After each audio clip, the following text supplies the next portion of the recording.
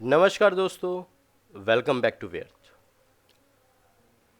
आज का हमारा जो टॉपिक है वो है, is Savarkar really against Gandhi and Islam? क्या सावरकर गांधी के खिलाफ थे? क्या सावरकर इस्लाम के खिलाफ थे? मैं हूं आपका दोस्त पीयूष ठाकुर, आपका स्वागत करता हूं व्यर्थ पर। आइए चलिए स्टार्ट करते हैं। गांधी वर्सेस सावरकर। क्या सावरकर रियली में गांधी के अगेंस्ट थे? जैसा हम देखते हैं, डिबेट्स देखते हैं वेरियस न्यूज़ चैनल्स पर, मानने को आते हैं गांधी और सावरकर के जो समर्थक होते हैं। क्या असली में सावरकर गांधी के खिलाफ थे? आइए देखते हैं। गांधी एज अ पर्सन के खिलाफ थे।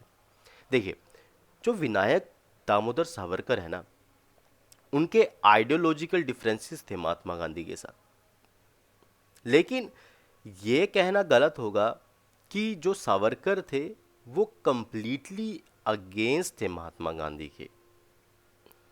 ठीक है, उनके डिफरेंट पर्सपेक्टिव थे, डिफरेंट व्यूज थे फ्रीडम मूवमेंट को लेकर, पॉलिटिकल आइडियोलॉजीज को लेकर। लेकिन ये कहना गलत होगा कि गांधी और सावरकर दोनों एक दूसरे के कट्टर दुश्मन थे। जो सावरकर एंड गांधी है ना, उनके डिफरेंट अप्रोचेस थे कि इंडियन इंडिपेंडेंस को कैसे अचीव किया जाए। दोनों के मेथड अलग थे। जैसे गांधी ने चूज किया कि हम नॉन वायलेंट सिविल डिसोबीडियंस करेंगे, हम वायलेंस का इस्तेमाल नहीं करेंगे, अहिंसा का इस्तेमाल करेंगे। एंड सावरकर ने क्या किया? सावरकर इसके अपोजिट थे कि वो बोलते थे कि हमें मोर अग्रेसिव अप्रोच अपनानी चाहिए, मिलिटेंट अप्रोच अपनानी चाहिए, आर्म्ड रेजिस्टेंस करना चाहिए ब्रिटिशर्स के खिलाफ। दोनों, मैं बोलता हूँ, सिंपल सी बात बोलता हूँ कि पर्सन गलत नहीं होते, सिचुएशन गलत होती है, कई कई बार कंडीशंस गलत होती है। अब कंडीशंस गलत थी, उस कंडीशन से लड़ने के लिए गांधी की एक अपनी सोच थी, सावरकर की एक अपनी सोच थी। गांधी की एक अपनी आइडियोलॉजी थी, सावरकर की एक अपनी आइडियोलॉजी थी। तो हम किसी पर्सन को उस सोच के साथ गलत नहीं बोल सकते, बिकॉज यही चीज भगत सिंह जी ने भी करी, यही चीज सुभाष चंद्र बोस जी ने भी करी। तो कैसे अचीव किया जाए उस पर्सपेक्टिव को, उस गोल को, तो दोनों के जो अप्रोच है वो अलग अलग है। तो हम ये नहीं बोल सकते कि गांधी अपोजिट थे सावरकर के या सावरकर अपोजिट थे गांधी के। सावरकर ने क्रिटिसाइज तो किया गांधी को। देखो, सोसाइटी में रहते हैं, सोसाइटी के अंदर क्रिटिसिज्म चलेगा। हर एक कोई अच्छा पर्सन होगा, लाइक अगर हम अपनी नॉर्मल ज़िंदगी में भी देखें, अगर कोई बहुत बड़ा पर्सन भी है, सलमान खान भी है, शाहरुख खान भी है, उनका क्रिटिसिज्म होगा कहीं पर, है ना? ऐसा तो है नहीं कि बड़े महान लोग हैं और उनका कोई क्रिटिसिज्म ना हो। आई आई थिंक क्रिटिसिज्म से ही लोग महान बनते हैं। गांधी का क्रिटिसिज्म हुआ, गांधी इसलिए महान बने। आज भी गांधी का क्रिटिसिज्म होता है, गांधी अभी भी महान है। सावरकर ने क्रिटिसाइज किया था गांधी की आइडियोलॉजी को कि नॉन वायलेंस, ब्रिटिशर्स के खिलाफ आप नॉन वायलेंस का इस्तेमाल कर रहे हो जो कि सक्सेसफुल नहीं हो पाएगा। ही, है ना, इसने बिलीव किया, ही believed would not effectively counter the British colonial rule. Savarkar ने आर्ग्यू किया कि भाई हमें सब हिंदूज को इकट्ठा होना चाहिए, यूनाइट होना चाहिए पॉलिटिकली, कल्चरली, ताकि हम क्या कर सके, अपने राइट्स को असर्ट कर सकें।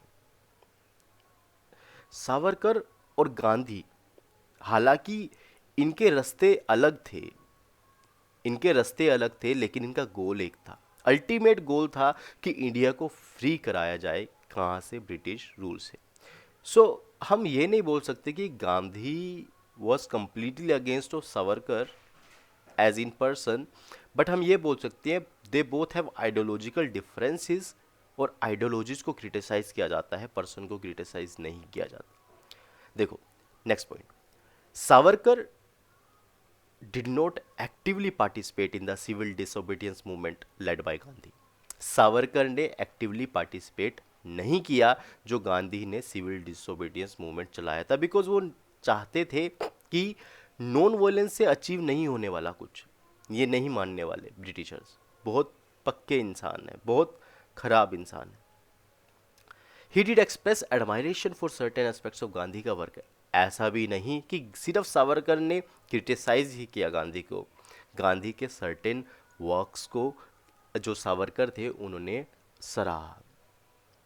गांधी को 1938 में लेटर लिखा जाता है सावरकर के द्वारा, और गांधी की जो लीडरशिप होती है फ्रीडम स्ट्रगल को लेकर उसको एक्सेप्ट करते हैं सावरकर। सावरकर एक्सेप्ट करते हैं गांधी के रोल को फ्रीडम मूवमेंट के अंदर कि हाँ वो भी कंट्रीब्यूशन कर रहे हैं, चाहे वो नॉन वॉयलेंस से कर रहे हों, ठीक है, लेकिन वो भी कंट्रीब्यूशन कर रहे हैं।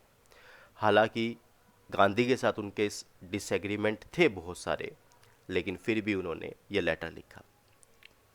नेक्स्ट, सो हिस्टोरिकल जो फिगर्स है ना, जैसे कि सावरकर हो गया, गांधी हो गया, इनके जैसे जैसे हमारी फ्रीडम मूवमेंट इवोल्व होती रही वैसे वैसे इनके रिलेशन एक दूसरे के साथ इवोल्व होते रहे।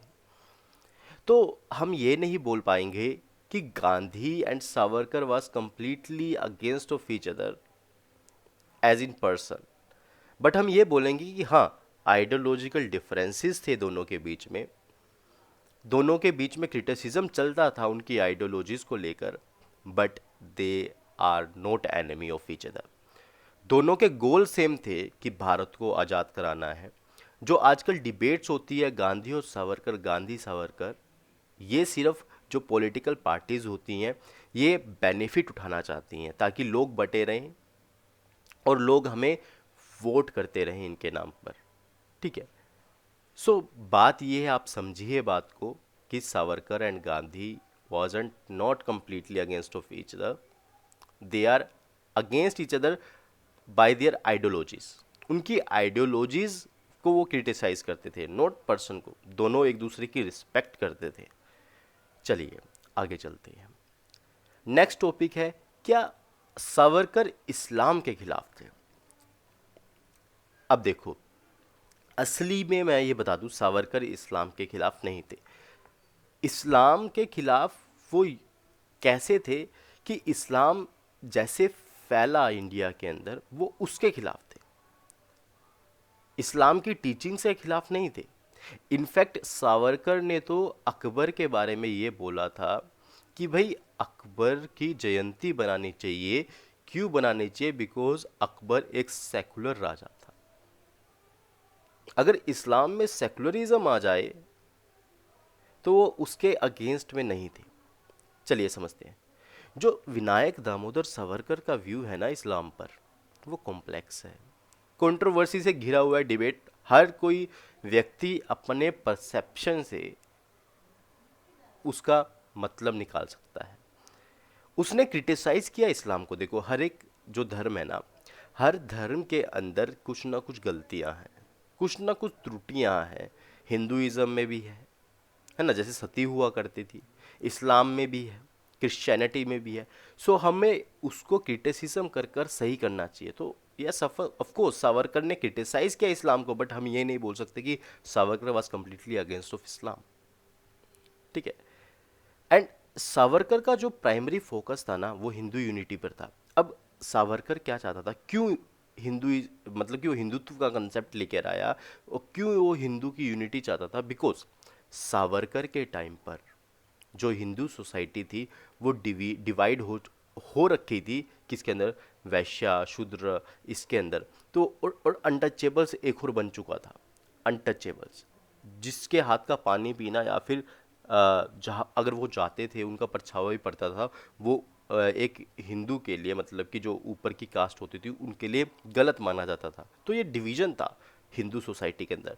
तो सावरकर ने बोला कि हमें हिंदूज को क्या करना चाहिए, इकट्ठा करना चाहिए, एक साथ आना चाहिए। सो उन्होंने आइडिया दिया कि इसका हिंदुत्व का, हम सब अपनी कास्ट भूल जाएं, एक साथ एज अ हिंदू रहे, हम सिर्फ ये समझे कि हम हिंदू हैं। सो वो सिर्फ ये आइडियोलॉजी दे रहा, और वो ये हिंदुत्व की आइडियोलॉजी या फिर हिंदू यूनिटी की आइडियोलॉजी ये इस्लाम के खिलाफ नहीं दे रहा है, क्योंकि उसको हिंदूज को यूनाइट करना है। किस लिए यूनाइट करना है? ताकि हम cultural, national and civilisational identity attain कर पाएं और इस आइडेंटिटी का इस्तेमाल करके हम ब्रिटिशर्स के खिलाफ लड़ पाएं। सावरकर का कहना ये था। और Hindutva is not against Islam at all. उसकी राइटिंग में उसने ये बोला कि हमारी सोसाइटी में डिवीजन क्यों आया, बिकॉज जो फॉरेन रिलीजन्स हैं वो आए, लाइक इस्लाम, क्रिश्चियनिटी, इन्होंने क्या किया कि बेसिकली बात थोड़ा सा करप्ट किया, क्योंकि बाहर से इन्फ्लुएंस आता है, ठीक है ना। तो और हिंदू जो मेजोरिटी थे इंडिया के अंदर, उसको थोड़ा सा करप्ट कर दिया प्रैक्टिसेस को। पहले से भी थोड़ा बहुत करप्ट थी प्रैक्टिसेस हिंदुइज्म में, इनके आने के बाद और थोड़ा सा हो गई। बट मैं ये कहना चाहूँगा यहाँ पर कि ये जो हिंदुत्व की आइडियोलॉजी थी, ये कम्प्लीटली इस्लाम के अगेंस्ट नहीं थी, ये खाली हिंदूज़ को यूनाइट करने के लिए थी, ताकि हम पॉलिटिकल फ्रीडम ले पाए। फिर Savarkar believed in the cultural and historical significance of India, कि सावरकर का ये बिलीव था कि इंडिया की कल्चरल और हिस्टोरिकल सिग्निफिकेंस बहुत है, लेकिन जो फॉरेन रिलीजन्स हैं, लाइक कौन कौन से, इस्लाम हो गया, क्रिश्चियनिटी हो गया, इन सब ने जब ये यहाँ पर आए थ्रू द कंक्वेस्ट के थ्रू ये यहाँ पर आए, तो इन्होंने हिंदू सिविलाइजेशन को डिक्लाइन किया। हाँ, ये फैक्ट की बात है, इन्होंने डिक्लाइन किया। When Islam was on peak, the Hindu civilisation is on decline. He advocated for the protection and preservation of Hindu culture and tradition. उसने ये नहीं कहा कि इस्लाम को ख़त्म कर दो। सावरकर ने ये कभी नहीं बोला कि हमको इस्लाम को ख़त्म कर देना चाहिए। उसने ये बोला कि हमें हिंदू कल्चर और ट्रेडिशन को प्रिजर्व करके रखना चाहिए जो ओरिजिनल थे। इसने एक्सप्रेस किया कि इंडिया एक हिंदू नेशन होना चाहिए। अभी हिंदू नेशन का मतलब क्या है? हिंदू मतलब सिंधु, मतलब कि सिंध नदी के इधर जो भी वो देश है वो हिंदू नेशन है। It is not of religion, है ना। रिलीजन के बेस पर हिंदू नेशन नहीं है, it is based on geographical area. समझ में आया? While he criticise certain aspects of Islam, इसने सर्टेन एस्पेक्ट्स ऑफ इस्लाम को क्रिटिसाइज किया, जैसे कि ये जो इस्लाम है वो कैसे स्प्रेड हुआ, कंक्वेस्ट के। ये रियलिटी है कि इस्लाम स्प्रेड कैसे हुआ, कंक्वेस्ट की वजह से स्प्रेड हुआ। जिस जिस देश में इस्लाम है उस देश में कंक्वेस्ट हुआ है। He did not hold blanket opposition to all the Muslims और इस्लाम, लेकिन ये कम्प्लीटली इस्लाम के खिलाफ नहीं था, कम्प्लीटली मुस्लिम्स के खिलाफ नहीं था। उसके अंदर जो प्रोविजंस थे, थोड़े प्रोविजंस थे, उसके अगेंस्ट था। और इनफैक्ट सावरकर ने तो बोला कि हमें मुस्लिम्स, हिंदूज, क्रिश्चियंस सबको यूनाइट आकर एक इंडियन नेशनलिज्म के अंदर, इंडियन नेशनलिज्म के बैनर के अंदर आकर लड़ना चाहिए ब्रिटिशर्स के साथ। सो ये इम्पोर्टेंट है देखना कि सावरकर का जो व्यू है ना इस्लाम के ऊपर, थोड़ा सा कंट्रोवर्शियल है। वहाँ पे जहाँ पे क्यों कंट्रोवर्शियल है? बिकॉज सावरकर ने अपने मुंह से फूल नहीं चढ़ाए, उसने क्रिटिसिज्म बराबर किया, जो अच्छे एस्पेक्ट्स थे इस्लाम के वो सामने रखे, एंड उसने बोला कि इस्लाम को थोड़ा सा मॉडिफाई होना चाहिए। तो हम ये नहीं बोलेंगे कि सावरकर कंप्लीटली अगेंस्ट थे इस्लाम के, या फिर सावरकर का जो हिंदुत्व का कंसेप्ट था वो कंप्लीटली अगेंस्ट था इस्लाम के। It wasn't completely against of Islam. वो हिंदुत्व का कंसेप्ट हो, हिंदू नेशन का कंसेप्ट हो, हिंदू आइडियोलॉजी के concept was completely to unite the society of Hindus, क्योंकि हम बटे हुए थे, हिंदूज बटे हुए थे इसी कारण से। और जब डिवीजन होता है सोसाइटी में, वो सोसाइटी कभी लड़ नहीं पाती अपने अधिकारों के लिए। सो उसने बोला कि हम हिंदूज को क्या करते हैं, यूनाइट करते हैं। तो हम इसी कारण से हम क्या करेंगे कि हम जाकर लड़ पाएंगे ब्रिटिशर्स के लिए, अपने राइट्स के लिए। जैसे कि इस्लाम इंडिया के अंदर आया, इस्लाम के अंदर भी डिवीजन आ गया, तो इस्लाम भी लड़ नहीं पाया, सिंपल सी बात। तो यही बात है। तो हालांकि कई चीज़ें क्रिटिसिज्म के लिए हो सकती हैं सावरकर की, उनके व्यूज़ क्रिटिसाइज कर सकते हैं लोग, but in the real meaning अगर रियल निकालें हिंदुत्व का मतलब, तो यही निकलता है। तो हम ये बोल पाएंगे, कंक्लूजन इसका यही है कि इस्लाम के अगेंस्ट नहीं थे सावरकर। सावरकर इस्लाम के अंदर सर्टेन प्रोविजंस एंड जो सर्टेन जो उसके अंदर कट्टरता है उसके खिलाफ थे। नेक्स्ट, अब हम सावरकर बोल रहे हैं कि हम सावरकर गांधी के खिलाफ नहीं थे, सावरकर इस्लाम के खिलाफ नहीं थे, बट ये सावरकर मैटर क्यों करता है हमारे लिए? विनायक दामोदर सावरकर इसलिए मैटर करता है क्योंकि सावरकर ने बहुत बड़ा रोल प्ले किया इंडियन इंडिपेंडेंस के अंदर, क्योंकि वो एक्टिविस्ट थे, पॉलिटिशियंस थे, राइटर थे। इसने सिग्निफिकेंट रोल प्ले किया हमारे इंडियन इंडिपेंडेंस में। देखते हैं सबसे पहला कैसे इसने रेवोल्यूशनरी एक्टिविटीज़ करवाई। सावरकर ने ब्रिटिश कॉलोनियल रूल के खिलाफ रेवोल्यूशनरी एक्टिविटीज़ करवाई। इसने एक सोसाइटी बनाई जिसका नाम था अभिनव भारत सोसाइटी 1904 के अंदर, और इसका एम ये था कि ये लिबरेट करे किसको, इंडिया को, किससे, ब्रिटिश रूल से। और कैसे करेगी? ये करेगी आर्म्ड रेजिस्टेंस। सावरकर ने एक की रोल प्ले किया ऑर्गेनाइज करने में और इंस्पायर करने में रेवोल्यूशनरी एक्टिविटीज़ को, और इसने बहुत सारी सीक्रेट सोसाइटीज़ बनाई और प्लान किया कि हम कैसे रेजिस्टेंस कर सकते हैं ब्रिटिशर्स के खिलाफ। तो सावरकर का ये बड़ा अहम रोल था। Second, the concept of Hindutva. जैसे कि मैंने बताया, लोग समझते हैं कि जो सावरकर का कंसेप्ट ऑफ हिंदुत्व है it is against of Islam, but it is not against of Islam. ये सिर्फ इसलिए था कि ये हिंदू को कल्चरली और पॉलिटिकली यूनाइट कर सके, क्योंकि हिंदूज की सोसाइटी में बड़ा डिवीजन था, क्षत्रिय अलग, शूद्र अलग, वैश्य अलग, अनटचेबल्स अलग। तो इन सब को कल्चरली पॉलिटिकली यूनाइट कर सकें और फिर एक इंडियन नेशनलिज्म के बैनर के तले इन सबको इकट्ठा एक फोर्स बना सकें और लड़ा सकें किसके खिलाफ? ब्रिटिशर्स के खिलाफ, ताकि हमें क्या मिल सके? इंडियन इंडिपेंडेंस मिल सके। प्रमोट किया नेशनलिज्म। सावरकर की जो राइटिंग्स थी, सावरकर की जो स्पीचेस थी, उसने सेंस ऑफ नेशनलिस्टिक प्राइड जो है और सेल्फ कॉन्फिडेंस जो है इंडियंस के अंदर उजागर किया। इसकी जो बुक थी the first war of independence, उसके अंदर बहुत सारा कंट्रीब्यूशन दे रखा है इंडियन फ्रीडम फाइटर्स का। इसने इग्नाइट किया the spirit of patriotism. Savarkar actively promote किया उन्होंने इंडियन नेशनलिज्म को और आइडिया को प्रमोट किया, सेल्फ रूल को। गांधी भी तो यही कर रहे थे, आइडिया ऑफ सेल्फ रूल को प्रमोट कर रहे थे। Swaraj, what is the meaning of Swaraj, है ना? स्व का मतलब हम, राज का मतलब हमारा राज। तो गांधी भी तो स्वराज की बात कर रहे थे, सावरकर भी स्वराज की बात कर रहे थे, लेकिन दोनों के मेथड अलग थे, है ना? एम तो एक था, और चाहते थे कि क्या मिल सके? ब्रिटिशर्स से फ्रीडम मिल सके। सावरकर ने बहुत सारे सोशल रिफॉर्म करे। सावरकर जो थे, सावरकर ने रिफॉर्म लाया सोसाइटी के अंदर। सावरकर ने एडवोकेट किया कि हमें कास्ट डिस्क्रिमिनेशन, अनटचेबिलिटी को दूर करना चाहिए। यही तो गांधी ने भी किया था।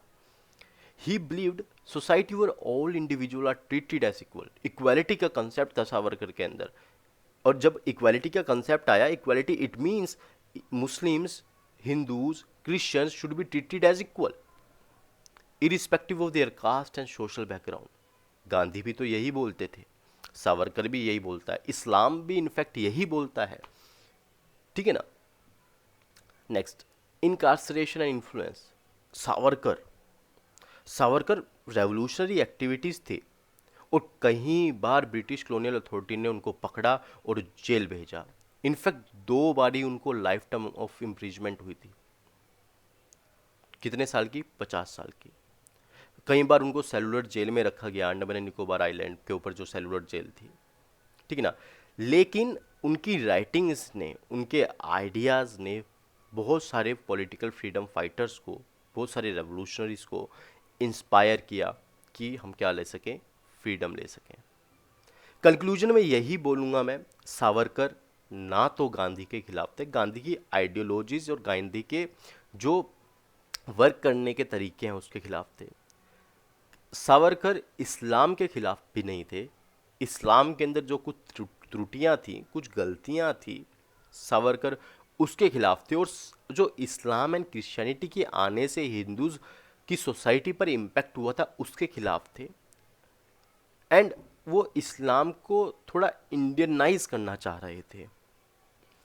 वाइल एंड सावरकर का जो हमारी इंडिपेंडेंस मूवमेंट है, फ्रीडम मूवमेंट है, उसके अंदर बड़ा रोल प्ले है। हालांकि हर पर्सन के कुछ नेगेटिव एस्पेक्ट्स भी होते हैं, कुछ पॉजिटिव एस्पेक्ट्स भी होते हैं। तो सावरकर जो है मिक्स है इन दोनों का।